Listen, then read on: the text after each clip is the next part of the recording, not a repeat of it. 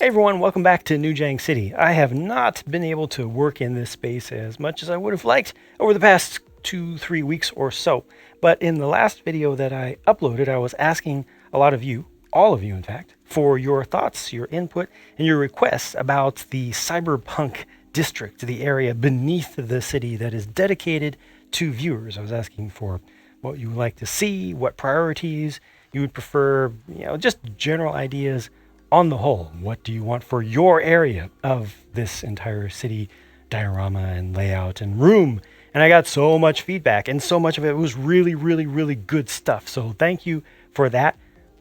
The vast majority, though, the vast majority of the feedback that I got and the requests that I got were just do stuff. You just want me to get down there and actually make cyberpunk styled things, start doing conversions and everything, because most of what's down there, except for the Death Star, is just sets that have just set down there temporarily rather than having nothing. So the most recent thing that I've worked on is a custom build in the cyberpunk style appropriately for that area for a train. Because, hey, I like trains, as you may know by now.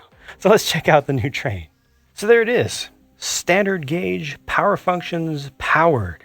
I got the locomotive here. This actually is able to work. So the locomotive has within it a full set of power function stuff, a battery box in the back. I used a rechargeable one because I'm fortunate enough to have a spare of those to be able to use for stuff like this. Those are relatively rare these days, but I've got the regular insert batteries versions as well.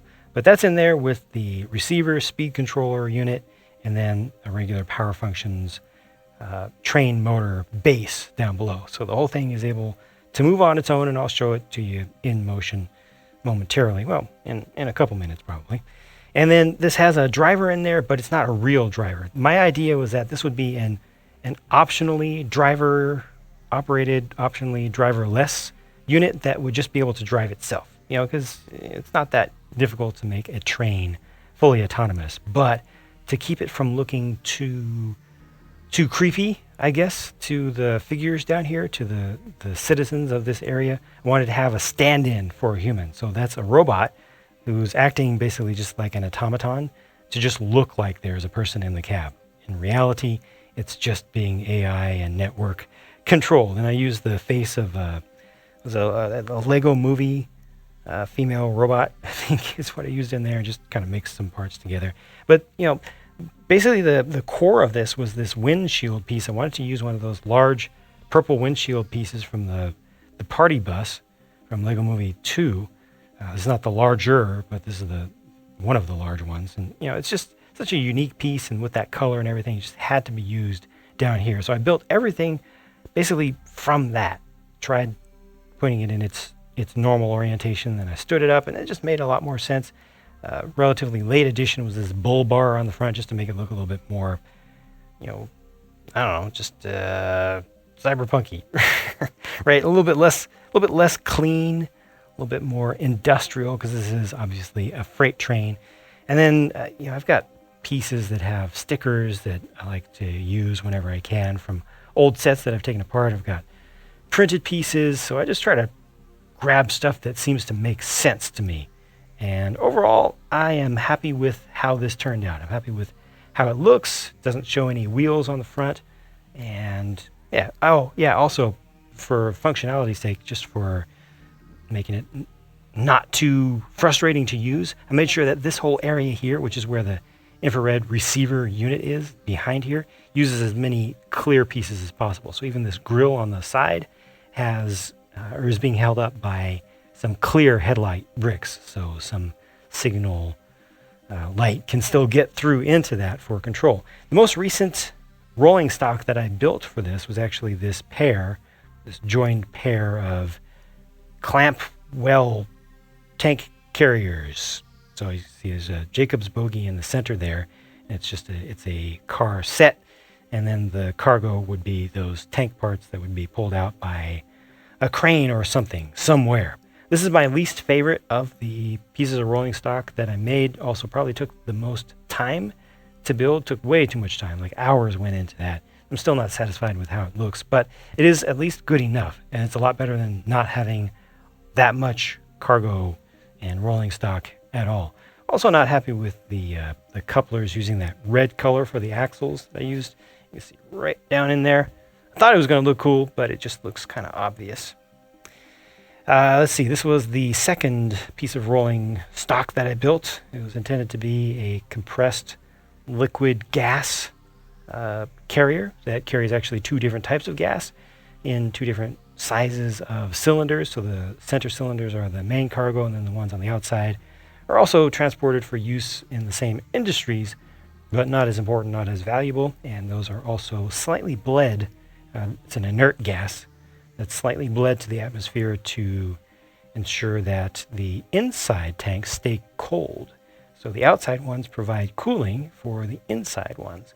And the inside ones are all connected together. So you can see it's connected one way there, come around to the other side. Makes a little bit more sense how all the canisters go together. And they're just done separately for safety and strength. Again, just something different. And using all those purple pieces that I had no idea what to do with. Yeah. Always good to use up pieces that I'm not using very frequently because, man, I have so many pieces, and I say this so often. I have so many parts, yet every time I go to build something, it's like, I got to go to Bricklink again. Why? Always. So it feels great to actually use up some parts that are relatively obscure or hard for me to figure out. Oh, yeah. I also like how this worked out down here. Sorry, yes, there is dust. Dust exists. Haven't dusted in many, many months. But I like how the carriage area worked out down here with those large action figure pieces. I originally had them down a little bit lower, but they were going to scrape against the track, so I needed to have a little bit of clearance there, but I still like the appearance of that. And then this was the first one that I made, the first piece of rolling stock. Relatively simple. Didn't take too much time to design, definitely didn't take too much time to build, didn't require too much experimentation. I just started with the 2x3 and then went to the 2x4 wedge plate pieces, and everything else just kind of fit together. You know, it just worked. Again, using up some stickered pieces that I had just in the collection, did something a little bit different down below. And then later on, after I built this, the compressed gas carrier, I made another one of these. It's like a equivalent of a boxcar, I guess, a small boxcar for carrying heavy special freight. And I guess that's the center part is supposed to represent the hatch, but yeah, just a recolor there, and also using some more existing stickered pieces that I already had. Always good, because otherwise, where are those going to go? Cyberpunk area is going to be able to use so much of that type of stuff. So I do have easy access to the recharge port here, as well as the on-off button. Important. I think it's on now. Yep, it's on. So let's see if I can reach over to the controller. There we go. And there it goes. Get it going. It does have a little squeak to the smaller wheels on the Jacobs bogie. I need to get some dry lubricant onto those. Very annoying when that happens. Very common. But there it goes. So this is like half speed here. And eventually, the idea is that I probably won't have just a plain loop like this. This is just temporary. Put it there just to have some space to have something going around. Previously I was using that motorized version of that Lego City tram with the orange color. And that kind of fits into this area. But custom is better. Custom is always better. And I do need to do something. Sorry, that is just so squeaky. But that's just the reality. It's just how those parts usually are, and they're clean and relatively new and everything. It's just how it goes. But I'll get some, again, dry lubricant onto those. Teflon I like to use. But I will do a passenger train as well, at least one. I'll also do more. I got a little up and down over there. Don't worry about it. It's slowing down in the corners. Let me get it going faster as well. I'll do more cargo as well. Oops, that's the wrong way. There we go. Hey, come on, let's go. There we go. Get it going a little faster. Yeah, I'll do some passenger stuff as well as some more cargo cars. Oh, it's really fast. I don't think that's even full speed yet. But a lot of you also asked me to bring in the monorail system, the official Lego monorail system. Slow down just a little bit down here. And that's an excellent idea. I'm absolutely going to do, especially since I'm not going to be using the monorail system officially in my rebuilt zoo now, since that was taken out of contention. So absolutely I will be bringing all my monorail stuff down here. I'll probably try not to buy more pieces because those are just so dang expensive. But yeah, I'll have a monorail system down here. And I don't know if that will be purely for passenger stuff or if I'll do just a kind of a miniature analog to this as well. Not trying to copy it directly, but another freight related thing. But I'll try to weave some monorail track through this entire area. And I'll continue to look for opportunities to convert some stuff. Let me just throw that out to all of you right now. If you want in the comments to provide a little bit more feedback and have a little bit more direct and relatively immediate control, let me know if there's anything down here right now in particular that you would like to see me convert over. Kind of like I converted the Death Star, right, into the Cyberpunk Death Star. Is there anything that you see down here that you'd like to see me change to look like it would fit into the ultimate goal for this area? Because ultimately nothing that you see here other than the Ninjago City stuff that's stock really should stay as it is. This is not supposed to be just another place. This is supposed to be a special place. It's supposed to follow the theme that so many of you chose months and months and months ago. So is there anything that you see like right now that you'd like to see me just convert, just do basically what I did to the Death Star on? Let me know in the comments about that. The Ninjago City stuff will probably just stay as is because it's pretty perfect. It fits in to the theme, I think, pretty well. Another thing that I wanted to mention down here that I thought of once I brought the train down, that's actually, I think, going to work really, really well because I like the Apocalypseburg build as it is, and I feel like that kind of fits into the theme a bit, but not entirely. Like a lot of the stuff that I'm going for is more metro, metropolitan area, more city area, so there'd be a lot of density, more high tech, but I also like having a little bit of that post-apocalyptic stuff in there as well. And I keep looking at this Nexo display, which should have been gone a long time ago, but I look down there and I'm thinking, how am I going to do Apocalypseburg and how am I going to integrate that in? And I've talked before about the idea of maybe having things get a little bit more out into the outer wildlands, the outer, like the badlands of this space down here as we go farther out. It finally clicked for me. I finally figured out exactly what I need to do there. I need to put in a section of wall, like a big old brutalist, just nasty, ugly, thick concrete wall. Not just straight, but it'll be angled and look appropriate and probably be, like I said, be at an angle, diagonally and also angled in and stuff, and probably have guards on it and everything, like maybe turrets and stuff. Separating out two spaces. So I'll have the metro area and then I'll have like the outer Badlands, whatever area. And it just gives me a lot of opportunities to do some cool stuff, some different stuff down there. A slightly different theme, like a different sub-theme within this space in which that will fit perfectly and will have a proper home that will feel right. So I'm looking forward to that. I'm glad that I came to that conclusion. If you have any thoughts about that, if you have any suggestions down there, feel free to let me know. Again, this entire area is viewer inspired and viewer directed. So if a whole bunch of you want me to do one thing in particular, as long as it kind of fits in with what's been decided up to this point, I'm game. Like I said, I like this theme that so many of you picked out. It's very different from stuff that I've done personally in art and in Lego in particular and before, and just stuff that I've been interested in consciously, but I like it and I look forward to doing more of it. For now, I've got the Death Star and I've got that train. I'm looking forward to doing more. Of course, a lot of you who follow this channel are really interested in the zoo because that's my major project that I am in the process of working on right now. So let me give you a quick little update on what I've done and not done in the zoo area since you last saw.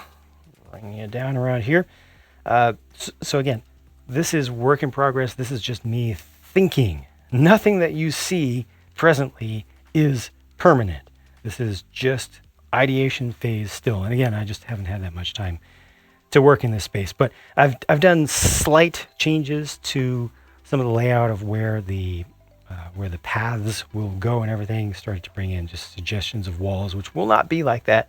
But I think previously I talked about how I've been worried about how the entrance area will look, and when really wanting that to work well, integrating the exit with the gift shop and having a proper ticket counter there, and then also needing a space for the little faux train to have a station, a place for people to get on and off of that. So just starting to think about where that would be, how much space that needs.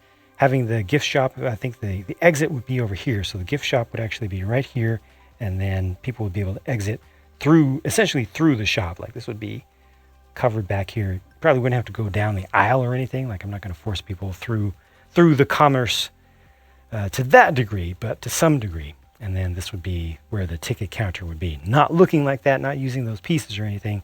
I am going to preserve the sign. Many of you requested that, and that's a good idea, just to have that connection to the history of this place. And again, those exact walls, no, that's not going to happen. This is just suggestion, getting me to feel more where the barriers are, where the boundaries are for everything. This is still going to work, having the food shack up there. I have not yet decided whether to have the observation deck, the main observation deck that I want to have as a feature, coming out right here, or if I want to have it coming out from over there. Speaking of over there, finally good use for my great eagle. That needed to happen. I really wanted to use that set of pieces because they're really cool. So I'm going to put that up there near the aviary as just a statue and a photo spot, so people would be able to take photos there. It's just a good thing to have, especially nowadays. Everybody taking selfies of everything all the time, being so important for modern culture. And this whole area, this whole city is supposed to be in the near future, so I'm sure there would even be more of that. And well, I just wanted to use that. I just wanted to use that animal. It's unrealistically sized for minifigures, and now I finally have an excuse for it. And again, I think I did some retuning to some of the sizes and shapes of things, but it's probably going to look pretty subtle. What I need to do next, I believe, is actually move more stuff back in the area that has the elephants in it. It needs to be probably made just a little bit narrower, and all that needs to be just compressed back that way, because I need to open up this space. This space right here needs to be larger. The entrance, perhaps I'll be able to move the actual entrance just a little bit closer to the street, but I need to open up this. This needs to be more welcoming. It cannot be cramped. That's very important to me. Got to have space for a bunch of figures to be walking into this place and not feel like they're immediately stopped, by something. So that's the latest on what I was thinking about and doing for the zoo. And again, just haven't had that much time to actually work in this space, but it's making a little bit more sense. And I think that before I work on the Cyberpunk area some more, I will be able to get back to this. I needed to take a little bit of break from this in terms of all the stuff that needs to be done for the city. And so I moved over to the Cyberpunk district to do a little work there, and it was good. It was a good little creative aside, and it kind of loosened me up a bit in a good way. So happy with the outcome of that. Let me know if you have any feedback about that or about this. I will keep you posted anytime there's anything really to see. As always, I will be posting it up here, big or small, and I'll talk to you again soon. Thanks for watching.